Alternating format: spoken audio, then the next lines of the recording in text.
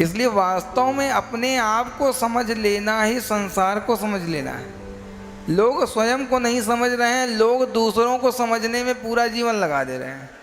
लेकिन वास्तविकता क्या है? अपने आप को समझ लेना ही समस्त लोगों को समझ लेना है। यानी यूँ कहूँ, स्वयं को समझ लिया तो परमात्मा को समझ लिया, परमात्मा को जान लिया। अगर आप स्वयं का पता आपसे पूछा जाए तो हमें आपको अभी अपना भी पता नहीं मालूम है महाराज।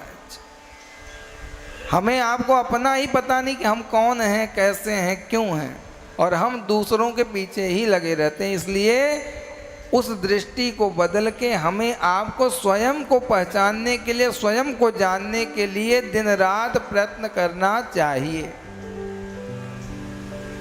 तो इसलिए अपने आप को सुधारना है, अपने आप को संवारना है। धर्म अधर्म दोनों एक साथ चलेंगे। यही हो सकता है, कहीं धर्म की अधिकता होगी, अधर्म की कमता होगी, कहीं अधर्म की अधिकता होगी, कहीं धर्म की कमता होगी। ये अगर आप चाहेंगे कि आपके साथ सिर्फ और सिर्फ अच्छा हो तो ये नामुमकिन है, ये दुर्लभ है। आप सोचें कि हमसे सिर्फ धर्म ही धर्म होगा, ये भी मुमकिन नहीं है महाराज। कुछ न कुछ अधर्म भी आपसे जाने अनजाने में हो ही जाएगा। ये परमात्मा की लीलाएं हैं। केवल और केवल एक चीज स्थित रह जाए हमारे जीवन में, ये संभव नहीं है।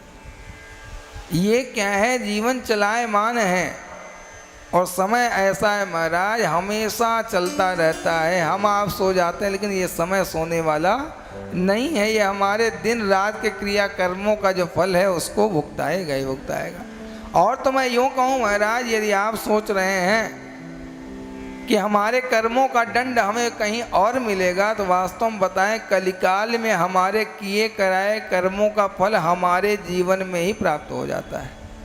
कलिकाल में आप सोच रहे हैं कि हमें कहीं नरक जाना पड़ेगा, तो यही सबसे बड़ा नरक आपको दिखा देगा भगवान। इसी जीवन काल में, जिस जीवन काल में आपके शरीर के माध्यम से, आपके परिवार के माध्यम से, आपके बच्चों के माध्यम से जो भी किया कराया गलत कर्म है उसका परिणाम, और जो भी किया कराया अच्छा कर्म है उसका भी परिणाम आपके जीवन काल में ही दिख जाता। बोलो भक्तवत्सल भगवान की, राधा रमण लाल की जय।